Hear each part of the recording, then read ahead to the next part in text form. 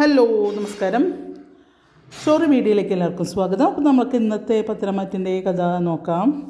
അപ്പോൾ നമ്മുടെ നയനയും ആദർശും കുഞ്ഞും കൂടെ ഡ്രസ്സ് എടുക്കാൻ വേണ്ടി പോയിരിക്കുകയാണ്. അപ്പോൾ അവിടെ പോയിട്ട് ഓരോ ഉടുപ്പുകൾ എടുത്തിട്ട് കുഞ്ഞിനിങ്ങനെ വെച്ച് നോക്കിക്കൊണ്ടിരിക്കും. അപ്പോൾ നമുക്ക് ഇത് ഇഷ്ടമായോ എന്നൊക്കെ ചോദിക്കുന്നുണ്ട്.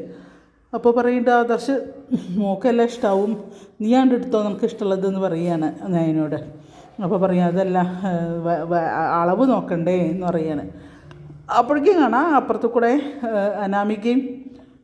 അനാമികയുടെ ബോയ് ഫ്രണ്ടും കൂടെ വരുന്നു. അപ്പോൾ രണ്ടുപേരും കൂടെ അങ്ങനെ നോക്കുകയാണ്, സാരി എന്തൊക്കെ സെലക്ട് ചെയ്യാൻ വേണ്ടി അങ്ങനെ നിന്ന് വർത്താനം പറയുമ്പോഴേക്കും കാണാം ആദർശ് കാണുന്നുണ്ട്. ആദർശ് കാണുമ്പോൾ അവനും ആദർശും കൂടെ അങ്ങനെ നോക്കുന്നുണ്ട്. അപ്പോൾ അവൻ വേഗം തോണ്ടിയിട്ട് കാണിച്ചു കൊടുക്കണം അനാമികയ്ക്ക്, അതാ അവരുണ്ട് അവിടെ കയറി. അപ്പോഴേക്കും നയനേനെ തോണ്ടിയിട്ട് ആദർശം കാണിച്ചു കൊടുക്കുകയാണ്, കണ്ടോ വന്നിട്ടെന്ന് പറഞ്ഞിട്ട്. അങ്ങനെ അവർ രണ്ട് കൂട്ടരും കൂടെ ഒന്നിച്ച് വന്ന് നിൽക്കുകയാണ്. ടെക്സ്റ്റൈൽസ് എന്നുള്ള ബോധമൊന്നുമില്ല കേട്ടോ, വലിയ തറവാട്ടുകാരാണ്. നാണം കേട്ട വർത്താനേ പറയുള്ളൂ എവിടെയാണെങ്കിലും.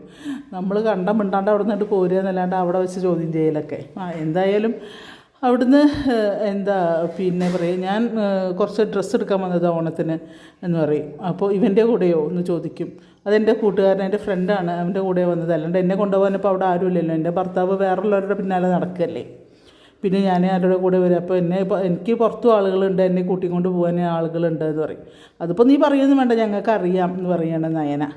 അപ്പോൾ പറയും, എൻ്റെ ഭർത്താവ് നിൻ്റെ അനിയത്തിയുടെ പിന്നാലല്ലേ നടക്കുന്നത്, അപ്പോൾ അവനെങ്ങനെ എന്നെ പുറത്തേക്ക് കൊണ്ടുപോകാനും എനിക്ക് വേണ്ട കാര്യങ്ങൾ ചെയ്തു തരാൻ അവനെവിടെ നേരം, അവനെ കൊണ്ട് എനിക്കൊരു ഉപകാരമില്ല, എൻ്റെ ഒരു കാര്യങ്ങൾ ശ്രദ്ധിക്കുക, അവന് എനിക്ക് വേണ്ടി ഒന്നും ചെയ്യണമില്ല, പിന്നെ ഞാനെന്തിനാ അവനെ കാത്തിരിക്കുന്നത്, അപ്പോൾ എനിക്കിഷ്ടമുള്ള ആളുടെ കൂടെ എനിക്ക് പോകാമല്ലോ എന്ന് പറയും. അപ്പോൾ പറയും, അങ്ങനെ നിനക്ക് ഇഷ്ടമുള്ള ആളുകളുടെ കൂടെ നിനക്ക് പോകാൻ പറ്റില്ല എന്നിങ്ങനെ ആദർശ് പറയുകയാണ്. നീ ആരാടാ എന്താടാന്നൊക്കെ ചോദ്യം ചെയ്യണ്ട. അപ്പോൾ അവൻ്റെ പേര് ആൽവിനോ എന്തോ ഒരു പേര് പറയുന്നുണ്ട്, ഷെഫിൻ ആൽവിൻ എന്തോ ഒരു പേര് പറയുന്നുണ്ട്. അപ്പോൾ പറയും, അപ്പോൾ നിങ്ങളെന്തിനാ അതൊക്കെ ചോദ്യം ചെയ്യേണ്ടത്, നിങ്ങളുടെ കാര്യം നോക്കിയാൽ മതി, നിങ്ങളിപ്പോൾ അത്ര വലിയ മഹാനാവുമൊന്നും വേണ്ട, നിങ്ങളുടെ കാര്യം നോക്കിയാൽ മതി, എനിക്കിഷ്ടമുള്ള പോലെ ഞാൻ ചെയ്യും, ഇനിയിപ്പോൾ അത് നിങ്ങളിവിടെ പോയി ആരോട് പോയി പറഞ്ഞാലും എനിക്കൊന്നും സംഭവിക്കാനും പോകണില്ല എന്ന് പറഞ്ഞിട്ട് അങ്ങനെ ഒരു സംസാരത്തിന് ആവശ്യമില്ല, കണ്ടെങ്കിൽ മൈൻഡ് ചെയ്യാണ്ട് പോന്നാൽ മതി. അത് കഥയാണല്ലോ, കഥയിൽ പിന്നെ ചോദ്യമില്ല എന്നല്ലേ.